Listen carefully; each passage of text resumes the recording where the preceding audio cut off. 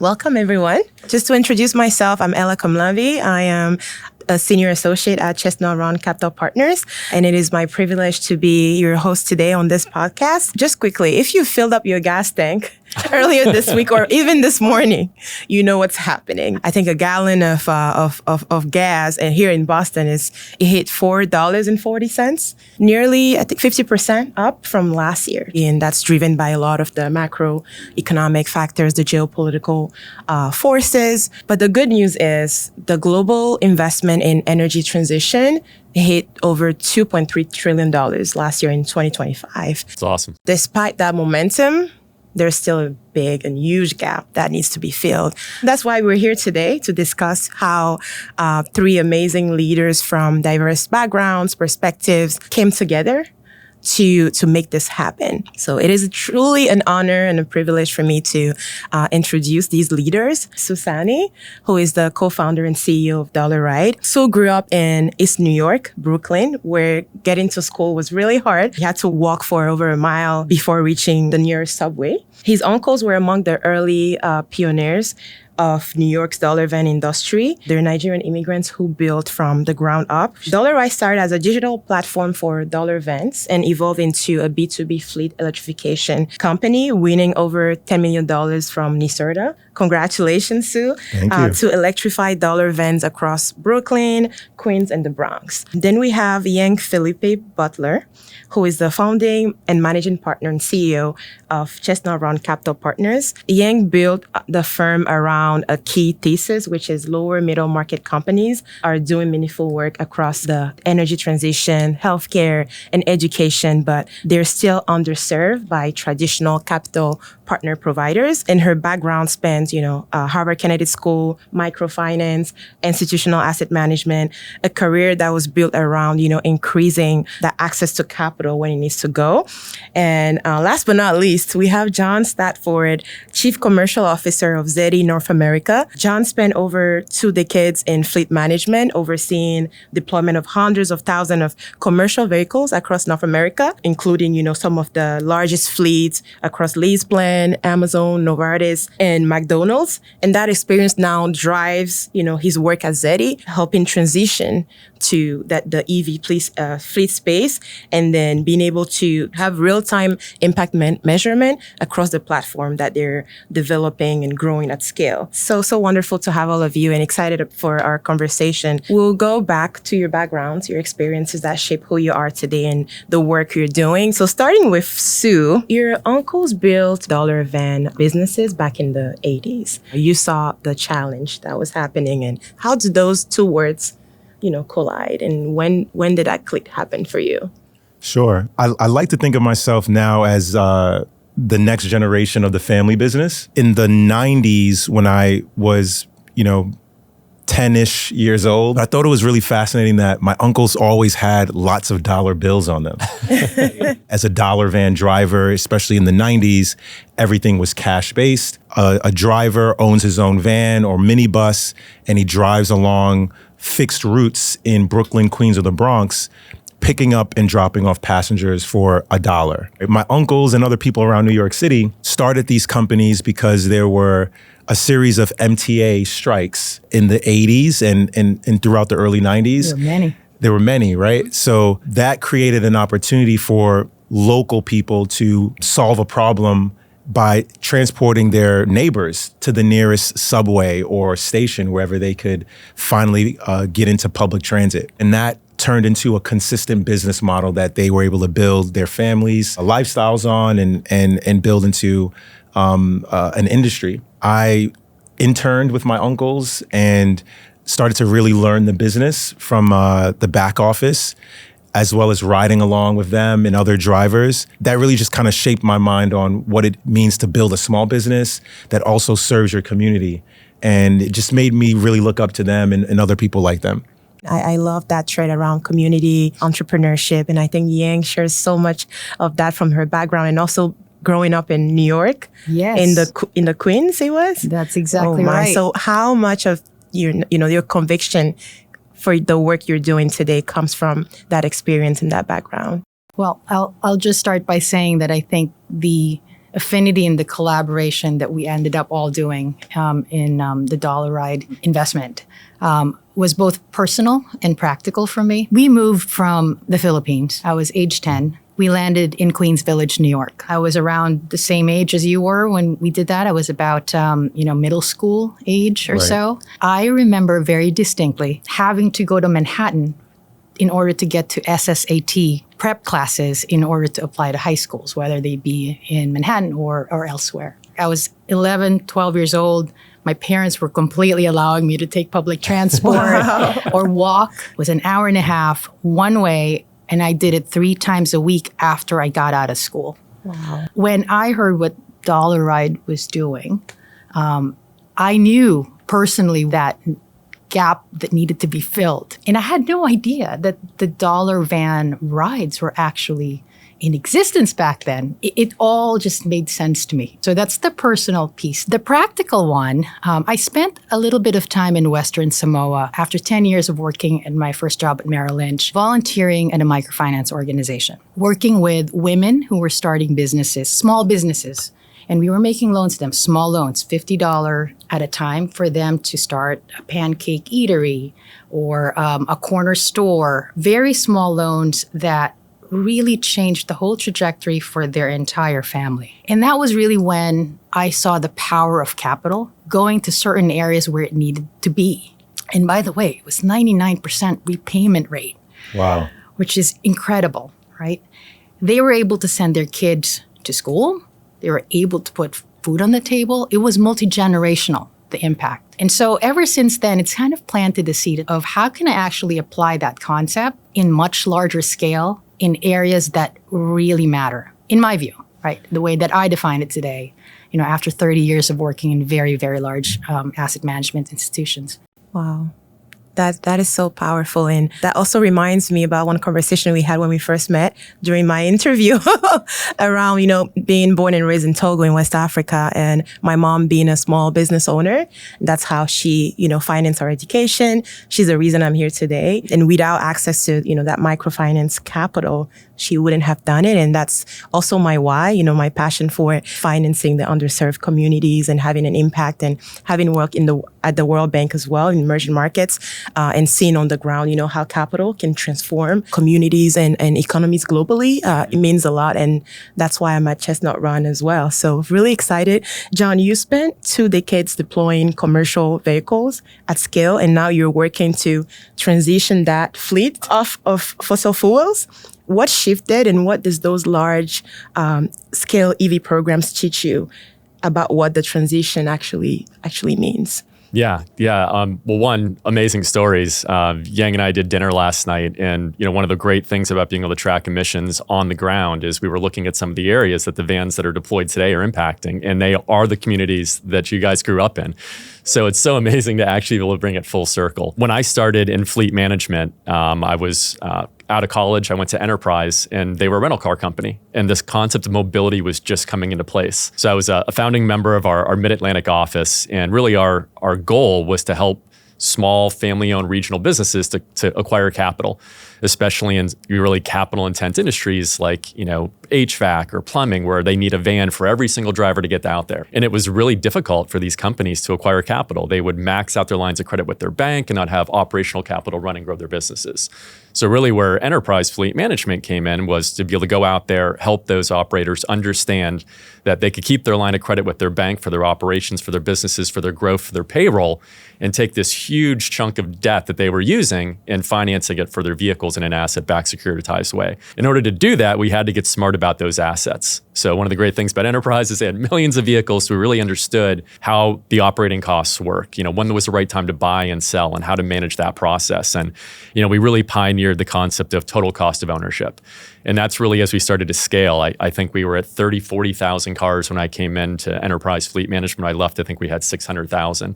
But it was really sitting down with business owners, with CFOs, and helping them understand, where there's those operational costs start crossing over with the CapEx costs and helping them make better decisions about securing vehicles from factory ordering with big discounts like the big companies did, as opposed to going and getting them at stock dealer purchases and paying $5,000 markups and not understanding the rates and really bringing transparency into the market. So had the opportunity to do that for a number of years in a regional CFO, COO role, and then was able to transition on the flip side of it to LeasePlan, where we were in 34 countries, and really our niche was the largest global fleets in the world. So had the opportunity and privilege to really learn from some of the really savvy businesses of how sophisticated they were with this process and how they really turned these things that were huge costs to their businesses to be cost neutral at times by getting the right buys from manufacturers and selling them at the right time, really minimizing that depreciation impact. So it was really cool. In 2020, I was asked to lead the United States commercial team for LeasePlan.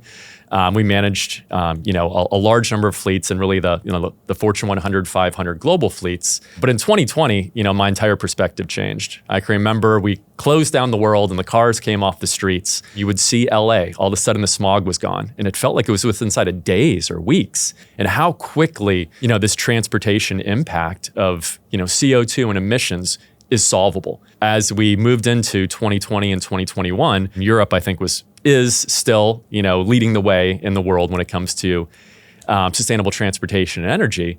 Is the United States really started to take off. And I give a lot of credit to Tesla. I think they created a really cool, fun vehicle that people were excited about. No one was really excited about a Prius, but I think being able to mass produce an electric vehicle that really got interest from the market. Through those years, we were able to work with companies to deploy, really the first large-scale electric vehicle programs in the United States. We worked with Amazon to deploy their, 15,000 last mile delivery vehicles. We worked with Novartis Pharmaceuticals, where we did huge fleets of Teslas for their sales team. We worked with Ecolab, with CBRE, and really started to see that no, there's not an answer for every single application, but there is absolutely good use cases where we can get these vehicles in today. And I mean, that was 5 or 6 years ago. There used to be 5 or 6 real vehicles out there. Now there's 100. I think what I've really grown passion for is finding those use cases that make sense, not only helping companies to make smart financial decisions around how they're managing their vehicles, but also really integrating all the data that's available. I can remember first, working with Geotab as a partner 15 years ago, where you couldn't get assets off a vehicle. You couldn't get mileage. You didn't know usage patterns. Believe it or not, we would get mileage from fuel cards. Drivers would go and fill up their fuel and they'd punch in their miles. And as you can imagine, that was fraught with mistypes and errors. But we're in a place in the world now that, the S-curve has just been so deep where, the assets, Sue, that you and your team are running, we know real time exactly how many miles they're running a day, really understand utilization, understand how to maximize those assets, ideally how to finance them in a sophisticated way, really drive those cost savings down to the operators that are using those assets to impact their communities. And been over at Zeti for about 3 years. And the exciting part is not just helping those companies, but also looking at, your lineage. I always joke, I've put hundreds of thousands of internal combustion engine cars on the road, but my mission is to help get those cars off the road and really make a more sustainable future, for us, for our kids, and for the next generations. Thank you, John. That is beautiful, and I think it brings us back to the macro context, gas prices. But the policy picture is a bit more complicated, right? Especially here in the U.S., the federal incentives roll back. I know you mentioned the EVs already win on a total cost of ownership without federal support. Can you get a bit deeper on that topic? I think it's all really changed. I think a good part of what's happened is just the vehicles are getting significantly more efficient. I mean, it used to be we're hoping to get 40 or 50 miles out of it. Now you can get 300 miles. We're now having enough mass production where we're seeing those price points come down. We're seeing, used car markets for the first time in the United States have electric vehicles. You've got hundreds of thousands of these assets coming off lease, and they are amazing buys for operators. We work every day with people who are supporting Uber drivers, Lyft drivers, last mile delivery. And there's so many great use cases today where these assets are really able to drive down the cost. I mean, when you look at a total cost of ownership, you've got depreciation and fuel as your 2 largest expenses. I've been in an electric vehicle since 2020. When you said, what's the price of fuel? I honestly don't know. Now if I'm going to a gas station, it's to get a pack of gum. And when you look at the West Coast, when you're seeing fuel prices at $6, $7, we're now at a place where we don't need federal incentives to make those things work. where I've been really impressed, and I think, Sue, you've done an amazing job, is I think we have some states and some markets that are really committed to climate change and sustainable transportation, from leveraging partnerships with New York through getting not only federal money when it's available, but state money, local money. I think that's really the key to unlocking this as we move forward. Is I think there's some really great regional markets that are committed and driven to driving this forward, and love to be able to partner with somebody in New York who's really making that happen. But would love to hear how did you even get into that space to know, like, hey, I can go get support from the state? Firstly, being an insomniac, I spent a lot of time online researching about the industry and trying to understand the capital landscape. My team and I realized that in order to build a portfolio of clean transportation assets, we're going to need a very strong capital stack. I think back in 2021, when we first went out to market with this idea, we learned that the interest rates from traditional debt were relatively high. That's what made us more open to partnering with government or working with philanthropists to essentially build a diverse capital stack that would have a lower cost of capital, but also some features that would make it more flexible and easier for us to provide an affordable vehicle financing solution to our own customers. Specifically with NYSERDA, New York State Energy Research Development Authority, they are an agency that consistently invests in clean energy projects all around New York State. They put out an RFP in 2022 called the New York Clean Transportation Prizes. And it was essentially a program to incentivize commercial businesses and startups to get involved in clean energy in a very competitive way with innovative projects. My eyes lit up because I had already spent 3 years building Dollaride. We had a digital platform of over 400 drivers at the time who were all using gas-powered vehicles, but we had some insight into their emissions and the impact that they were making in their communities just by increasing mobility. So we just thought, wow, why don't we take this opportunity to gather the right type of capital or capital stack by partnering with the state to electrify dollar vans. That was really the impetus of the evolution of our company. And since winning the contract and grant with NYSERDA, other partnerships with other agencies around New York City and New York State have now come to fruition. It just took that one seed to expose us to the world and also open our eyes up for bigger and better opportunities. It was actually a couple of years ago that Sue and I met at a New York Green Bank NYSERDA event. Now I have a privilege of actually working together. I think something that maybe I didn't appreciate back then is, on top of, grants and government money and federal money, is you still need to bring in the right capital partners, especially for a lot of those businesses like yours or, earlier stage businesses. They're not really ready for bank financing, which can be a lot more competitive. And there's this real huge gap that's there. At Zeti, part of really what we do is work with operators like you to understand your business, and then find partners like Yang who can find those gaps and help to come in and fill some of that capital stack you were talking about. I don't think that the attention and the attractiveness of this particular investment to Dollaride would have been as strong and as foundational without all of those early wins that you had with NYSERDA and all of the other grants that came in, because it was a proof point in terms of your ability to execute, no matter where the capital was coming from. So by the time that we crossed paths, the three of us, in looking at additional investment to Dollaride and capitalizing it in a real foundational way, all of those early experiences and proof points of execution was seminal in our ability to diligence the transaction. I mean, Ella, you were very much a core part of that team, but that was really what we were looking at in terms of your operating history and your ability to optimize your execution with the capital that you had at that previous time. Maybe some advice to other entrepreneurs who might be listening in. Lenders and investors are looking at your track record and the things that you've done because it's giving them insight into your ability to execute, That's your right. ability to find and obtain opportunities to advance the company. Big shout out to the Dollaride team for helping us get there, and hats off to Yang and your company for believing in us. Just to take a step back, yes, this is a fantastic, opportunity for collaboration.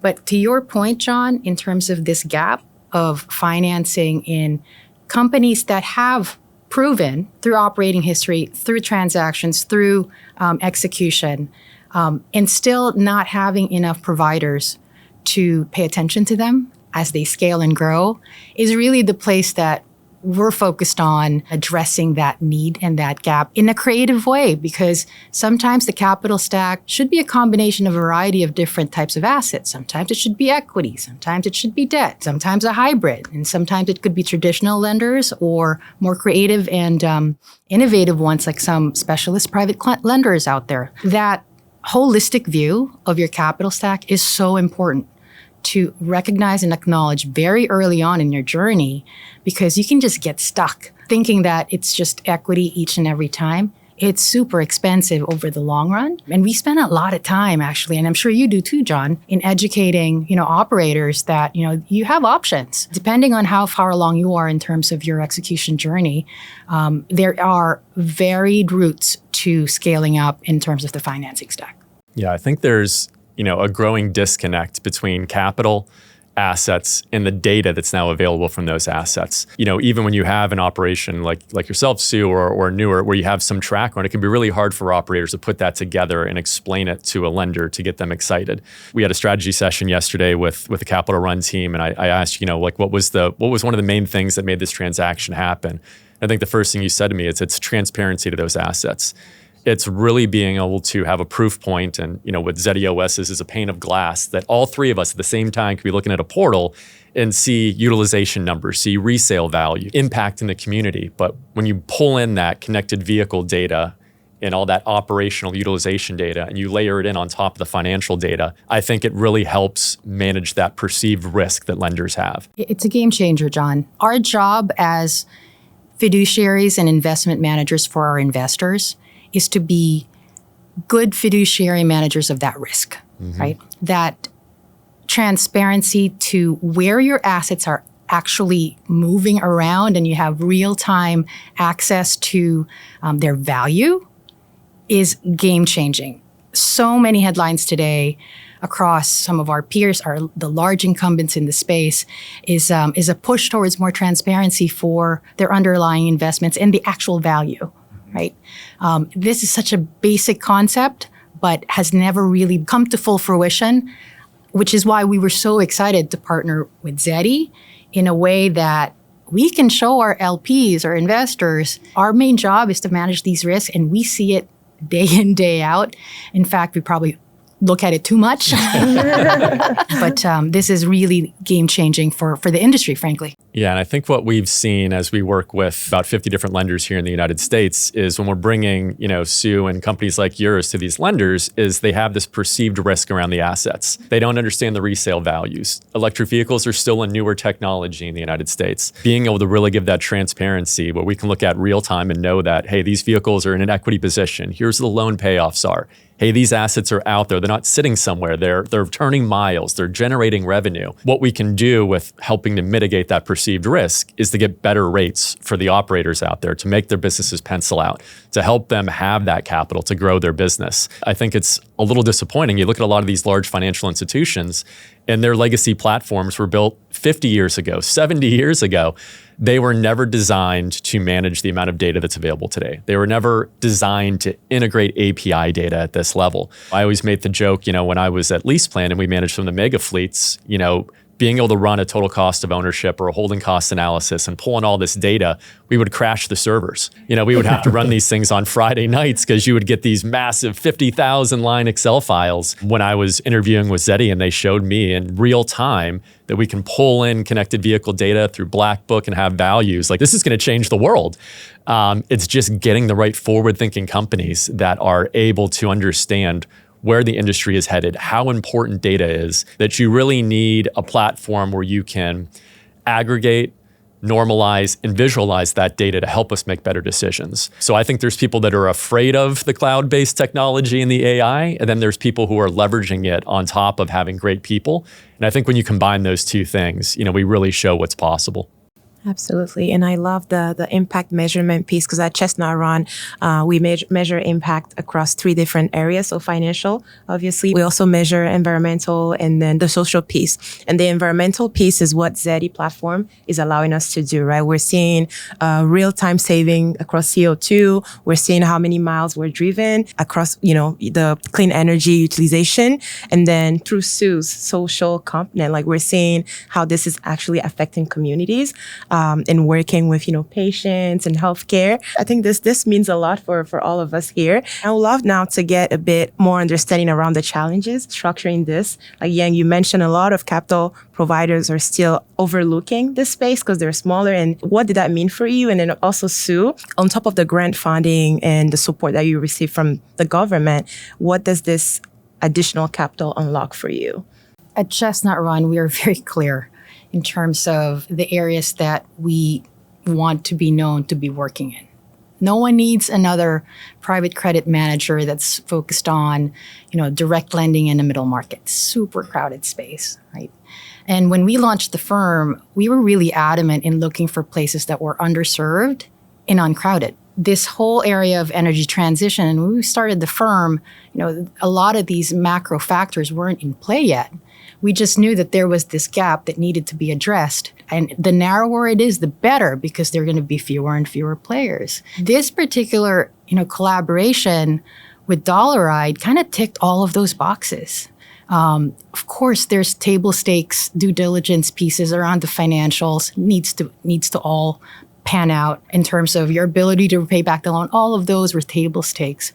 But what really attracted us in terms of the non-quantifiable things as well that impact above and beyond the financials. So, whatever you want to call it, triple bottom line, it's that plus more. Plus also, coming across collaborators and colleagues that are aligned in terms of our values and the things that we want to accomplish. And so meals that we've shared together and in exchanging ideas and notes in terms of, okay, this is this place that you're going to be focused on next at Zeti. How can we be helpful? That connectivity and collaboration, I don't know how to actually quantify that. Yeah. I think when you can align with people that you're working with on a value perspective, anything's possible. I think that allows you to work through the challenges that happen in these transactions. And, it's also nice when you like the people you work with. I think we all probably do calls every day with people we maybe don't get along with. So it's great when we actually have an opportunity to, build long-term relationships, to align on values. And, I think the future's, wide open for us and, excited to see what you continue to grow in New York. Yeah. Sue. Thank you, John. It's really special when you actually like your lenders and investors. Is that a rarity? It's very rare.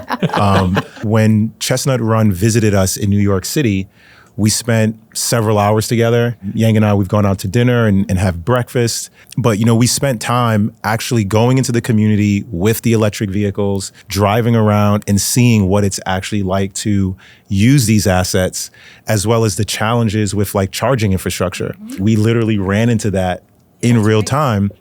And that opened up the conversation to what is the long-term game plan and an opportunity for us to continue working together. There are thousands of vehicles that provide local transportation to seniors, to the youth, between healthcare facilities.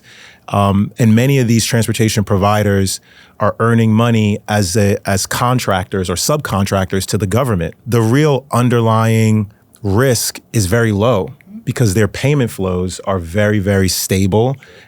But at the end of the day, they're small businesses. We had this level of insight because this is what the dollar vans fundamentally are. The capital from NYSERDA and now Chestnut Run really gives us the ability to demonstrate how we can return capital while also electrifying these fleets. So I look at this sort of like rungs on a ladder to building up the type of platform that can electrify thousands of these vehicles all around New York City, potentially maybe in other cities as well. We're just getting started, but happy to say we're starting out on the right foot for sure. So where we're all at today with, capital providers, Sue being on the ground as an operator and Zeti having that platform, what would it take to have even more deals? like the one you just closed a few weeks ago? On the policy, on the economics, the capital provider side, the tech side? Could I start? Yes. Yes, please. Basically, it takes lenders and project owners or developers like Dollaride really collaborating closely, figuring out new or more innovative ways of underwriting the deal. Sometimes the real third parties, right, who are our customers, as small business owners, they might not have the more traditional details that would make it easy to underwrite them individually. But in aggregate, and especially when you're using a platform like Zeti, you can see that they have very high utilization of the assets. You can see the value of those assets over time in a way that should give lenders and investors a lot of confidence. But it takes time and a relationship to really do something that's a little bit, untraditional. The second is also really just understanding the opportunity in the market. In New York City alone, there's over $2 billion of transportation assets in this specific market or asset class. 25,000 small transportation providers who are serving non-emergency medical transportation, senior transportation, and the like. And very, very few of them have electric vehicles today. But they all are, right now knocking down our doors because gas prices are super high. Yeah. So the opportunity to us is really clear, but it takes a great collaboration like the one that we've started to really seize it and capture it. So that's what I'm looking forward to. For lenders, we need to have consistent information delivered in a way that is clean. It needs to have consistency for us to actually be able to evaluate. And which is why I think, the work that you all did in presenting Dollaride as a real opportunity for us to be able to lend, it was more than, a third done and curated. So it wasn't that hard for us to just pick up the information and the consistency of the data and take that in our investment process and assess it.